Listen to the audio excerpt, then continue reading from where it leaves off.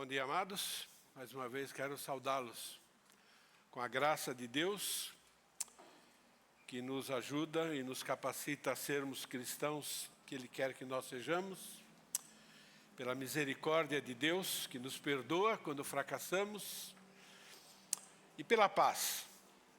Graças ao Senhor Jesus, pecados perdoados, temos livre acesso à presença de Deus e o coração em ordem, paz.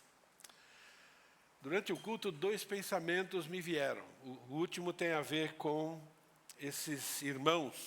Fiquei pensando, né, por que será que foi adiado esse julgamento? Né? Pelo que eu conheço da Bíblia, eles estão tentando fazer com que eles neguem a fé. Não é? Porque se eles morrerem, é um grande impacto para todo mundo. Não é verdade? Morrer por algo que você crê foi o período em que o cristianismo mais cresceu. Não estou torcendo para eles morrerem não, irmãos. Só quero que a gente também esteja orando por aquilo que eles estão sofrendo até o dia 15. Porque é isso que estão tentando fazer. Que eles neguem a fé. Se eles negarem a fé, está tudo bem. Eles vão voltar para casa. Não é?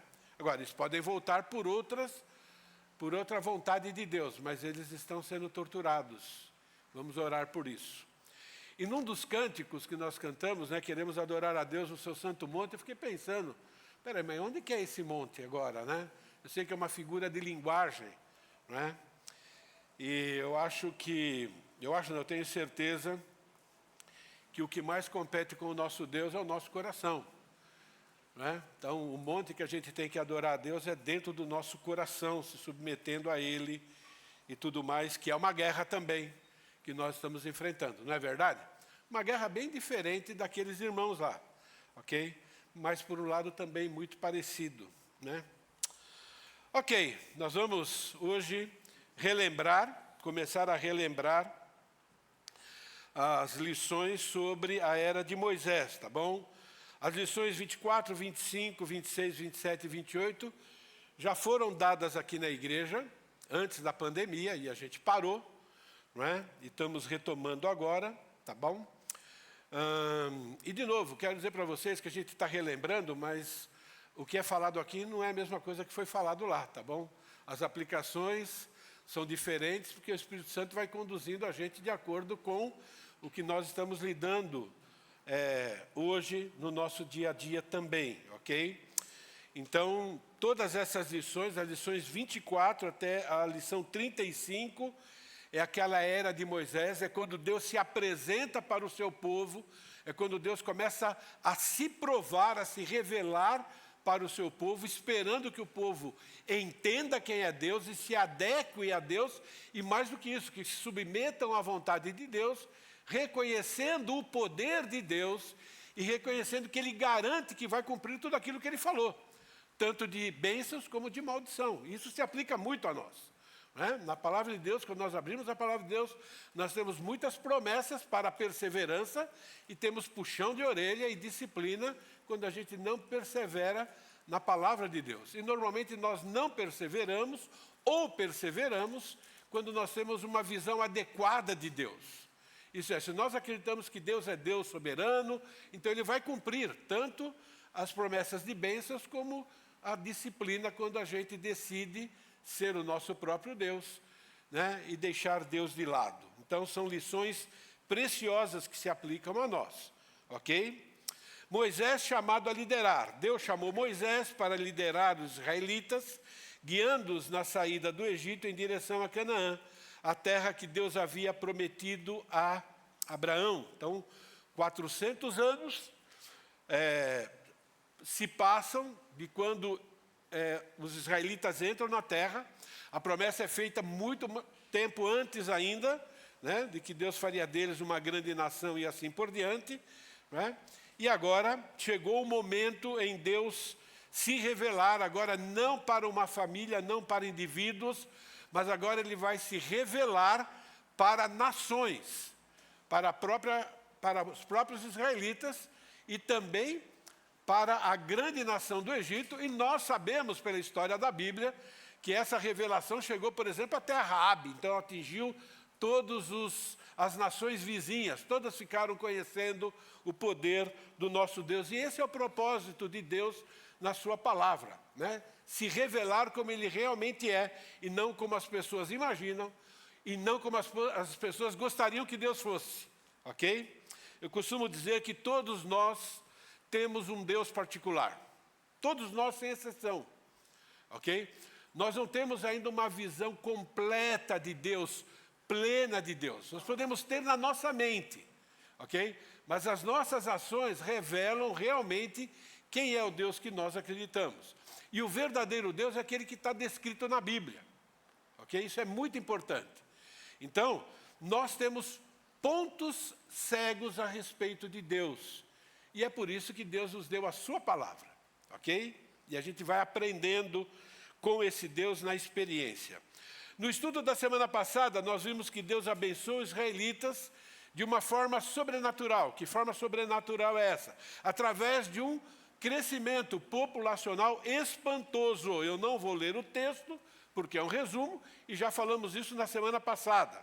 Agora, essa bênção, né, de crescimento populacional faz parte de uma promessa que Deus fez centenas de anos antes para Abraão, que depois passou para Isaac, que depois passou para Jacó, que é Israel, ok? Que deveras te abençoarei, certamente multiplicarei a tua descendência como as estrelas dos céus, como a areia na praia do mar. A tua descendência possuirá as cidades dos teus inimigos.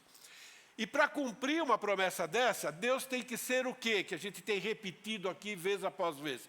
Ele tem que ser todo-poderoso, ok? E soberano. E uma pessoa é só soberana de acordo com o poder que ela tem. Às vezes o poder dela é limitado. O poder de Deus não, o poder de Deus é ilimitado. Ele é soberano sobre indivíduos, Ele é soberano sobre famílias, Ele é soberano sobre nações e soberano sobre tudo. Para cumprir uma promessa dessa, ok? Deus tem que ter controle de tudo. Controle sobre enfermidades, controle sobre a violência, controle sobre outros países invadindo ou não invadindo, sendo vitoriosos ou derrotados, entende? Deus está dizendo, eu mando em tudo. Aquilo que eu escrevi na Bíblia eu vou cumprir porque eu tenho o poder de controlar. E ponto final. E quando nós acreditamos isso, irmãos, as nossas dificuldades elas ficam bem pequenininhas, porque o nosso Deus é muito grande, não é? Então, é exatamente isso que Deus está começando a fazer em relação ao povo israelita.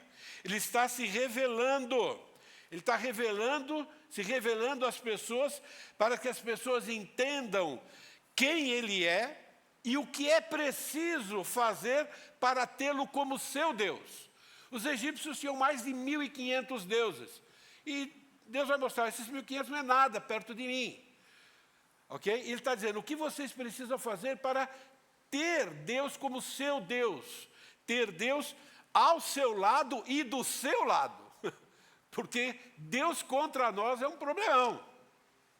Eu lembro, muitos anos atrás, num retiro de carnaval, né, que nós falamos sobre Deus, sobre os atributos de Deus, né, e a gente mencionou lá, bater de frente com Deus é um baita de um problema. Né, porque você pode imaginar aí, né, a coisa mais poderosa do mundo, o veículo mais forte do mundo, e você não ser nada, bater de frente com ele não vai sobrar nada do ser humano. Então é muito importante que nós entendamos que ser contra Deus é um problemão.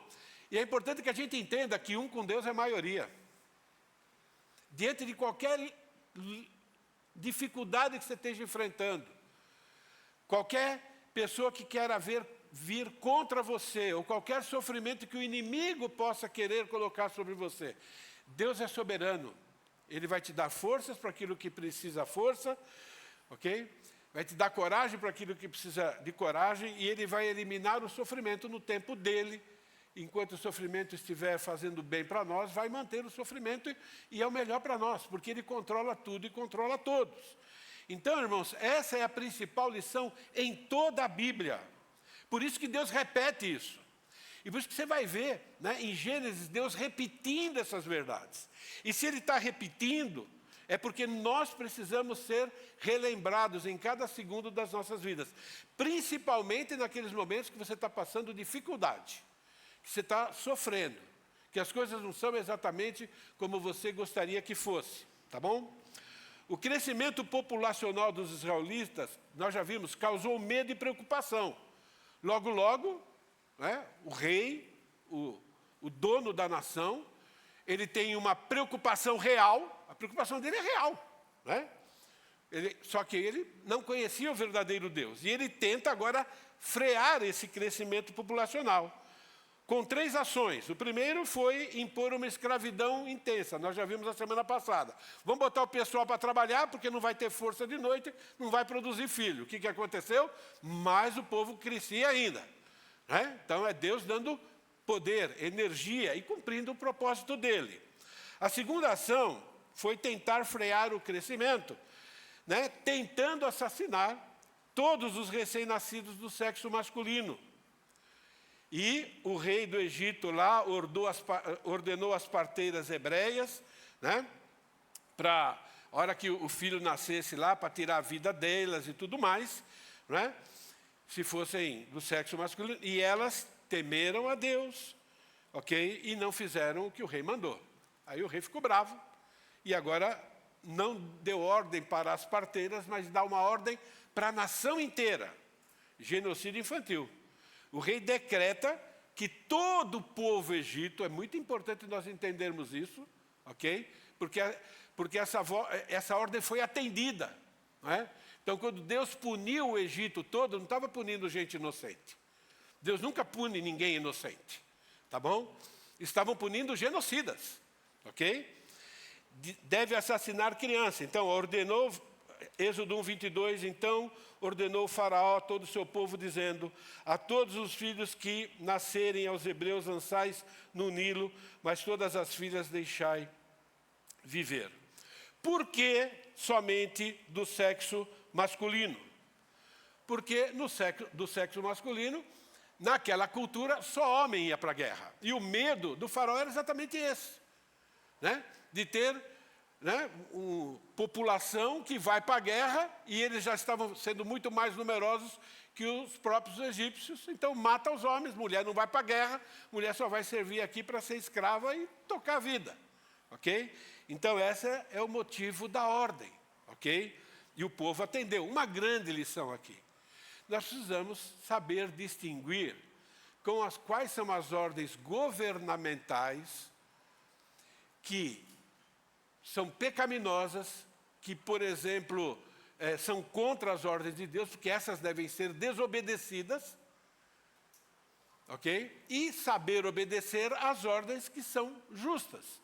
Por exemplo, se o nosso país decretar que nós não devemos mais falar do Evangelho, você vai obedecer? Um deles. Se o governo decretar, por exemplo, porque teve uma época na China, melhorou um pouquinho, né? Que você podia ter só um filho, se tivesse mais de um, você tinha que tirar. Ok? Então, se o governo decretar, você vai obedecer, né? E o governo dá liberdade agora também para você assassinar crianças. Cada um pode assassinar sua própria criança, dá liberdade. A liberdade significa que você tem essa liberdade, ou que o povo tem essa liberdade? Não. A lei de Deus diz que não, né? E é por isso que Deus, na grande tribulação, vai punir toda a injustiça e toda a impiedade. Ok? É nesse contexto de extrema opressão, sofrimento, que começa a trajetória de Moisés, o libertador. Rapidinho, Moisés, eita. Moisés aqui é colocado, a gente quer ser rápido, né, para dar o tempo. Eu não vou cometer esse erro. Se eu não terminar, não terminei. Eu sempre prometi que eu não ia fazer isso. Então, Moisés é colocado pela sua mãe num cesto na margem do rio, com esperança de que ele seria salvo. Fé. Entende? Fé. Deus pode fazer isso. Então, nós vemos aqui o exemplo que Moisés nasceu numa família de fé. Protegeram Moisés enquanto Deus deu oportunidade de proteger. O menino não conseguia mais ficar quieto, ele vai começar a chorar. Não tem como impedir ele de chorar, ainda é um bebezinho, não é? Vão matá-lo, então, fé. Deus, como soberano, faz com que a filha do próprio faraó encontre o bebê e o adote. Esse é o nosso Deus. Quando ele tem planos para uma pessoa, os planos serão executados. Deus tem plano para cada filho dele. Você foi escolhido, então ele tem um plano para você. Ele vai cumprir esse plano na sua vida. Entende? Ele te deu dons, ele te deu capacidades. Você tem que descobrir e confiar. O dia que Deus falar, você já cumpriu o seu plano, você vai ser levado. Entende? Isso é muito importante a gente entender. Deus, como soberano, fez que Moisés fosse devolvido à mãe para ser amamentado. Moisés não podia perder a sua identidade.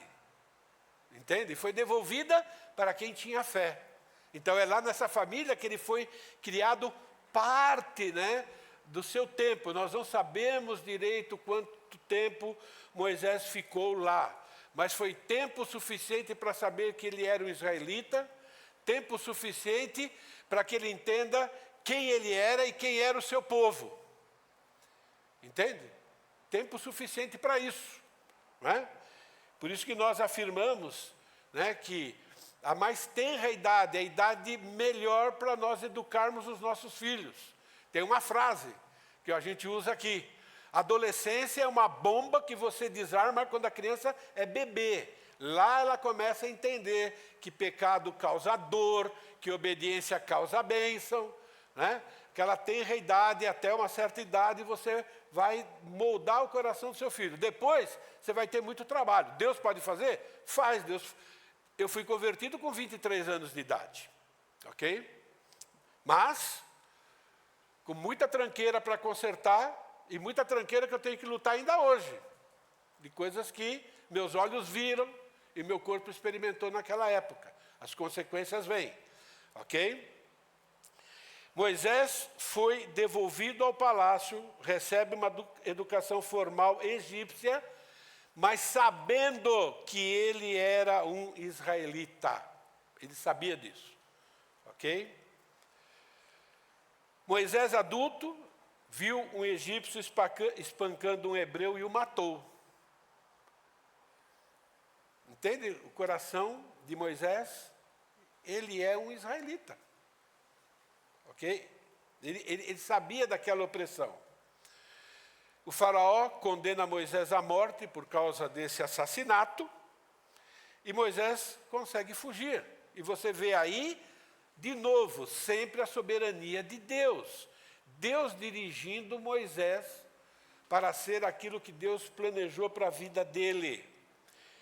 Agora, de príncipe, né, ele passa agora a cuidar de ovelhas. E ovelha, vocês sabem como é, né? Para quem já criou bicho em casa, como eu criei por muito tempo e gosto, né, tem lá as suas lutas, as suas dificuldades, né? E lá no deserto do Sinai, criando as suas ovelhas, ele se casou e teve 2 filhos. E lá ele é convocado por Deus. Moisés descobre, né, que desde o nascimento, Deus usou a soberania dele, porque ele foi escolhido para revelar o poder de Deus, do seu Deus, e libertar o seu povo da escravidão. Do mesmo jeito que a Bíblia diz que cada salvo é escolhido por Deus antes da fundação do mundo, e escolhido para ser santo e irrepreensível. Nós vamos entrar na forma, louvado seja Deus por isso. Entende? Vamos. Nós vamos ser iguaizinhos a Cristo, estamos no processo. Às vezes eu dou mais trabalho, às vezes eu dou menos trabalho para Deus. Mas Ele vai cumprir isso, ok? E eu vou morar na eternidade com Ele. E cada eleito também vai. Então, irmãos, Deus usa pessoas escolhidas por Ele e capacita.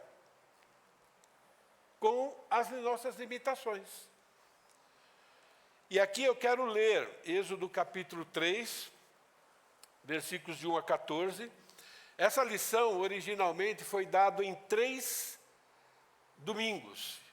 Eu tentei resumir em um, não vou conseguir, então talvez eu use 2, tá bom? Então vou projetar aqui.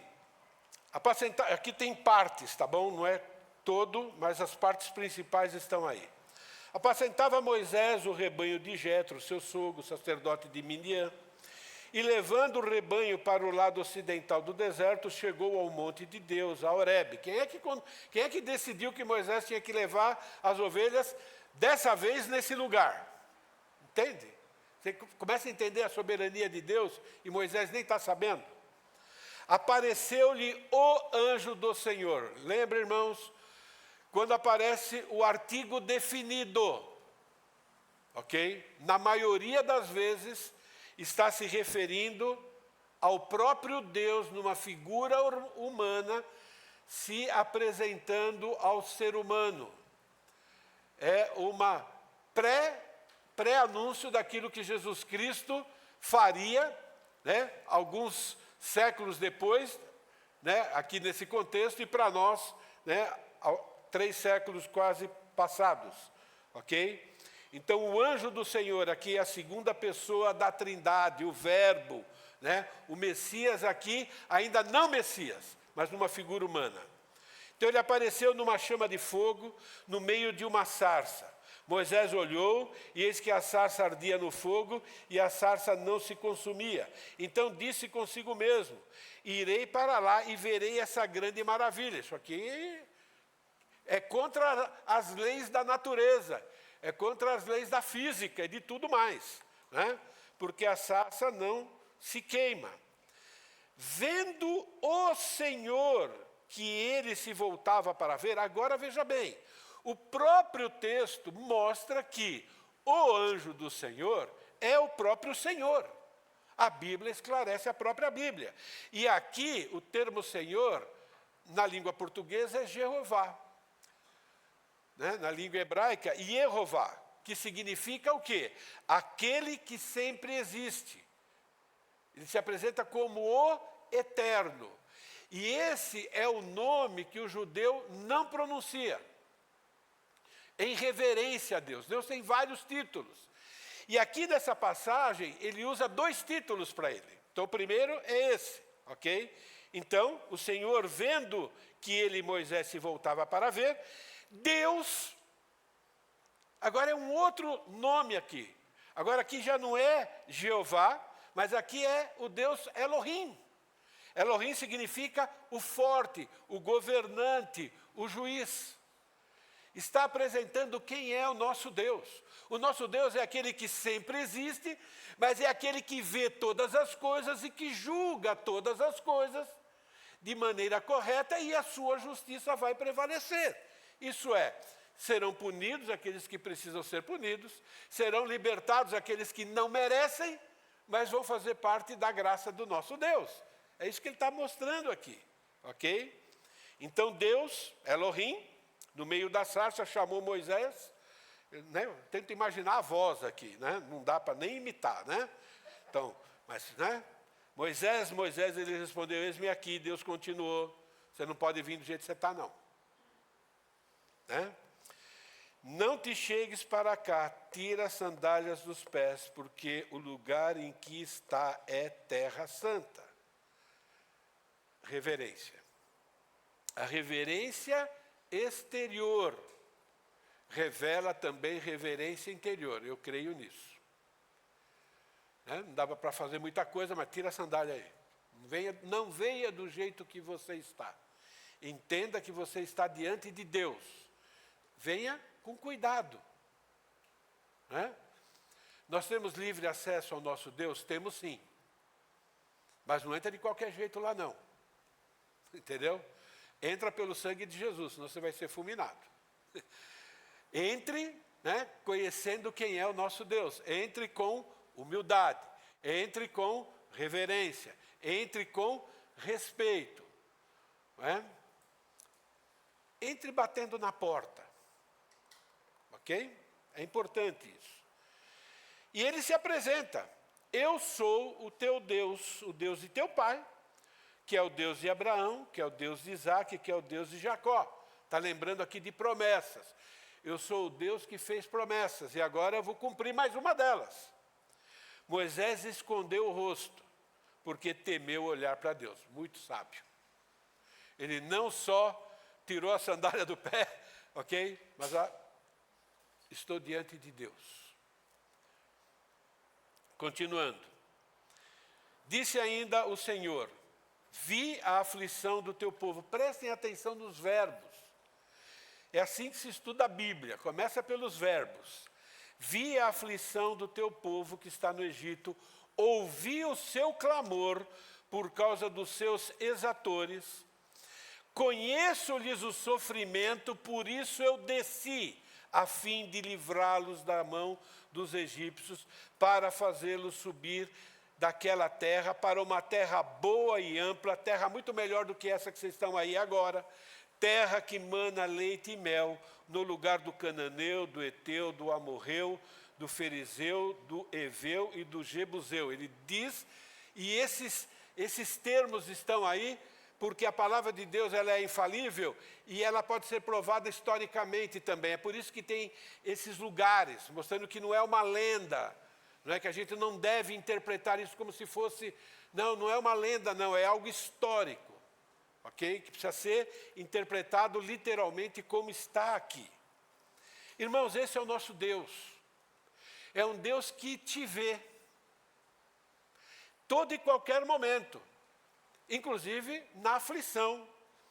É um Deus que te ouve, é o nosso mesmo Deus. É um Deus que ouve o seu clamor. Ele quer te ouvir, pode falar com Ele, não importa a tranqueira que você seja. Não importa a tranqueira que eu seja. O povo naquela época estava todo enrolado lá, né? Que Deus, qual desses deuses eu vou seguir? Ele nos ouve, né? E Ele conhece o nosso sofrimento.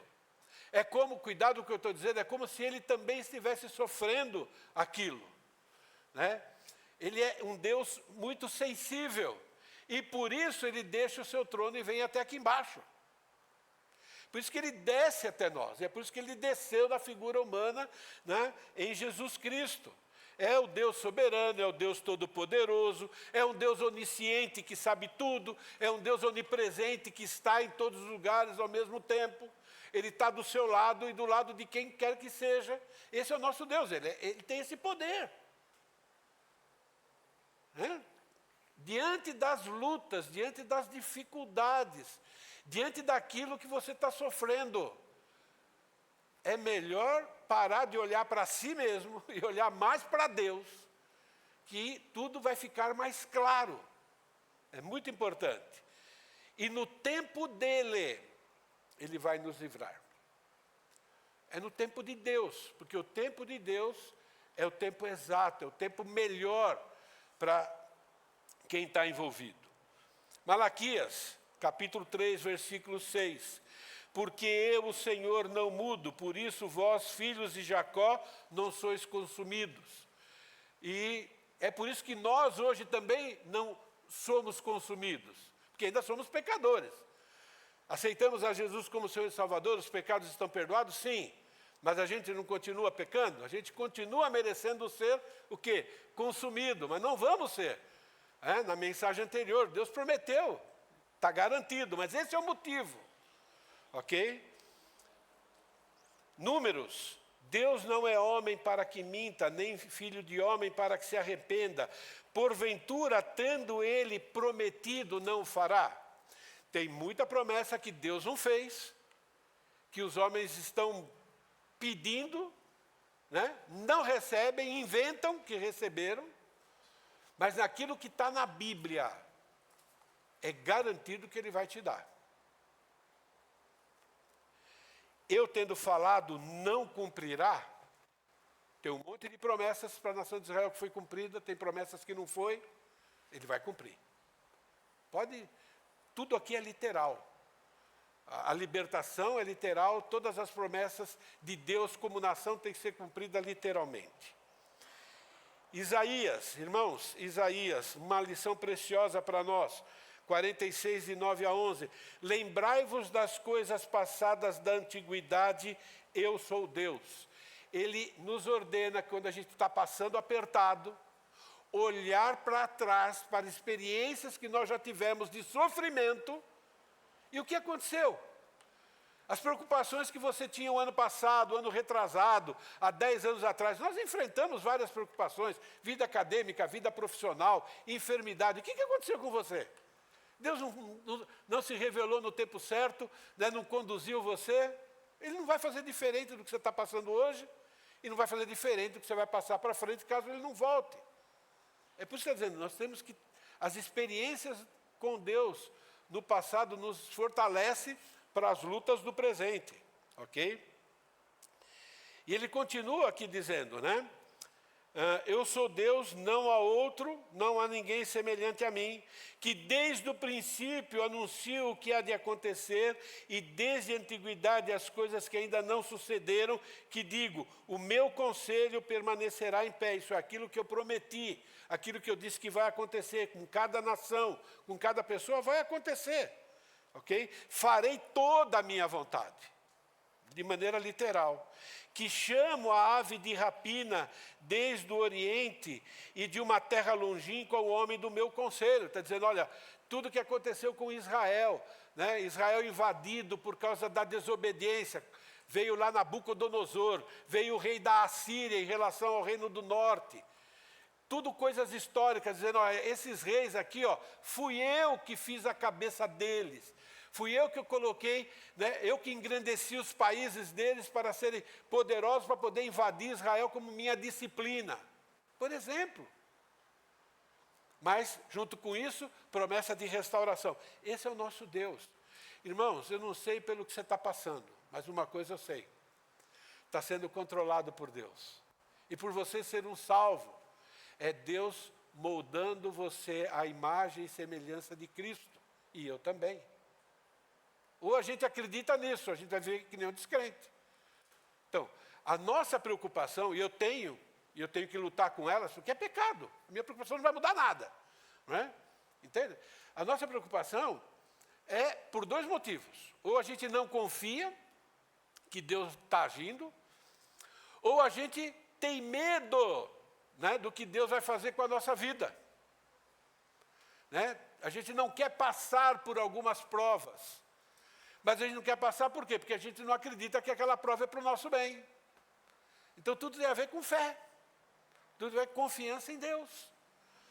Irmãos, enquanto nós vivermos nesse mundo, nós vamos experimentar sofrimentos. E como cristão, o cerco está apertando.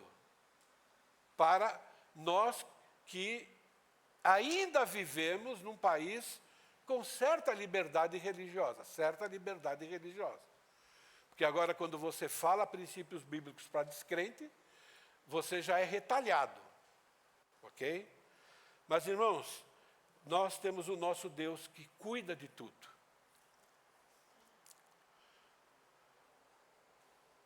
Versículo 9.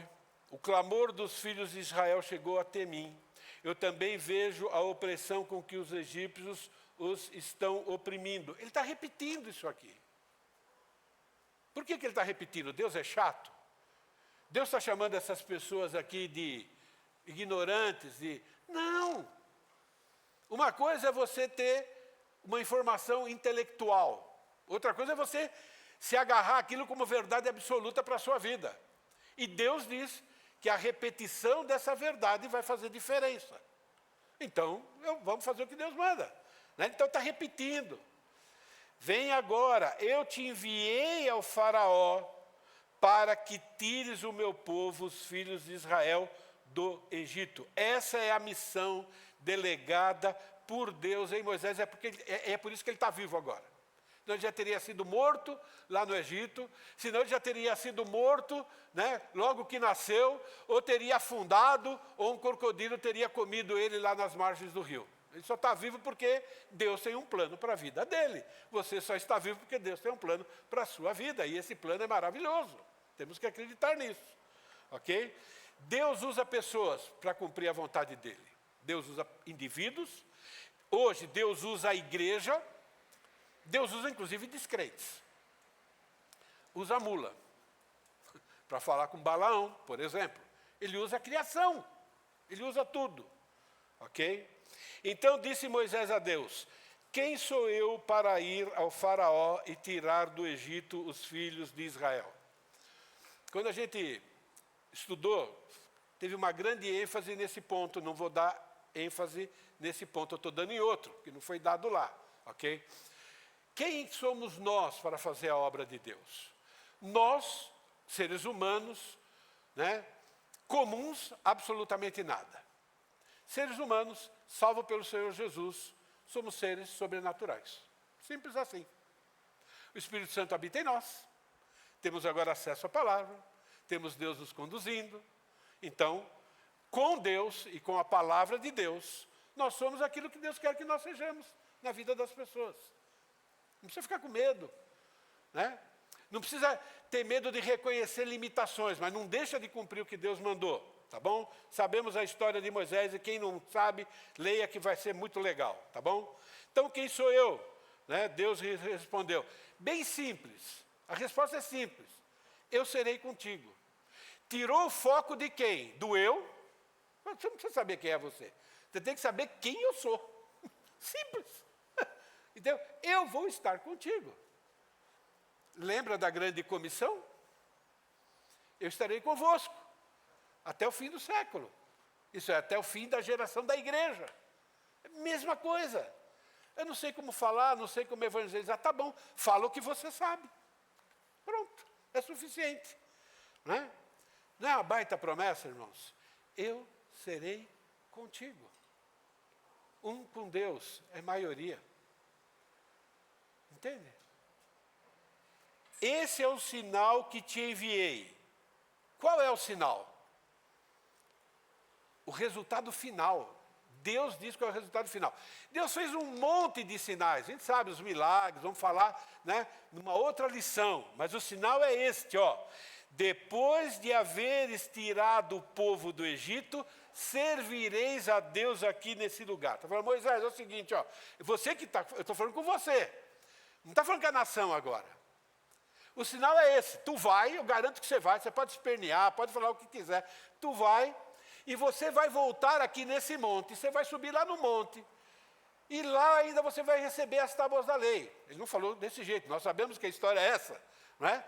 Você vai voltar aqui. E você vai me servir aqui. Isso é Deus dizendo, vai acontecer o que eu planejei. Irmãos, qual é a promessa final da nossa vida aqui? Não é o céu. Não é a eternidade garantida. Um pouquinho só descrito, Apocalipse capítulo 21 e 22. Temos que olhar para isso também. Porque se você ficar olhando só para as suas lutas, só para o seu sofrimento, eu garanto para você, você vai acusar Deus de estar sendo injusto, de não estar sendo misericordioso. Tem que parar. Olha para a promessa. Irmãos, Deus está se apresentando aqui como um Deus, o Deus inigualável. Moisés ainda tem na cabeça os 1.500 deuses dele, ou que ele ouviu falar. Ele sabe o que ele vai enfrentar no Egito. O nosso Deus, ele é o Todo-Poderoso, ele é o fiel em cumprir o que prometeu. Por isso que Jesus disse, no mundo tereis aflições. Você vai sofrer injustiça e vai cometer injustiça. Eu venci o mundo. Nós vamos vencer as injustiças que cometemos, através do reconhecimento, né, do arrependimento, e vamos vencer as injustiças feitas contra nós. Vamos aprender a perdoar, vamos aprender a suportar. Por quê? Estou convosco todos os dias. E ele também afirmou o quê? Vou preparar-vos um lugar. Ele falou, ó, eu vou embora, estou deixando o Espírito Santo aqui com vocês, mas eu vou voltar e vou levar vocês para a casa definitiva, para o lugar definitivo. O mesmo Deus que arrancou, né, o povo de Israel daquela escravidão é o mesmo Deus que arrancou você da escravidão do pecado, está nos arrancando ainda, né, do pecado, porque o pecado está aqui na velha, está nos arrancando do pecado. Estamos peregrinando aqui nesse mundo, nesse processo todo, para sermos um instrumento dele, para revelar o poder do nosso Deus, a misericórdia do nosso Deus e também a justiça do nosso Deus. E o maior de todos os milagres, irmãos, é transformar pecadores em filhos de Deus. Esse é o maior de todos os milagres. E é o que dá mais trabalho para Deus, viu? Quem dá mais trabalho para Deus somos nós, não é verdade? Entende? Mas Deus faz essa obra e está fazendo. E nós estamos aguardando novos céus e nova terra. Entende? Mas enquanto estamos aqui, temos que imitar Moisés. Temos que ver as grandezas de Deus. E a gente vai parar por aqui. E na próxima semana, se Jesus não voltar, tomara que ele volte, né? Aí eu vou ter um corpinho sem dor, sem vontade de pecar, isso é o melhor de tudo, né? Mas se ele não voltar, nós vamos ter esse Deus ao nosso lado, né? Esse nosso Deus que vê você em cada momento, um Deus que te ouve e um Deus que já desceu, está do seu lado. Obrigado, Senhor, por essas verdades, por essas promessas. Obrigado por revelar ainda a nossa realidade através dos estudos que estamos tendo com o Maurício, ó Pai querido. Obrigado porque junto disso tudo, né, tem a Tua misericórdia, temos as Tuas promessas, ó Pai querido. Temos que viver, ó Pai querido, como plantas plantadas no bom solo, ó Pai. E quando nós descobrirmos que em algumas áreas nós estamos entre aqueles outros 3 inferiores, que possamos, ó Pai querido, ouvir a voz do Teu Santo Espírito, nos arrependermos, ó Pai querido, e voltarmos a viver para o Teu inteiro agrado. Obrigado pelas promessas que nós temos na Tua palavra, desde o perdão e restauração, ó Pai querido, até um corpo glorificado, perfeito, poderoso, sem pecado, e um lugar eterno, onde nós vamos morar, ó Pai querido, junto com o Senhor. Até lá, temos uma missão a cumprir, e clamamos pela Tua ajuda em nome de Jesus. Amém. Boa semana, amados.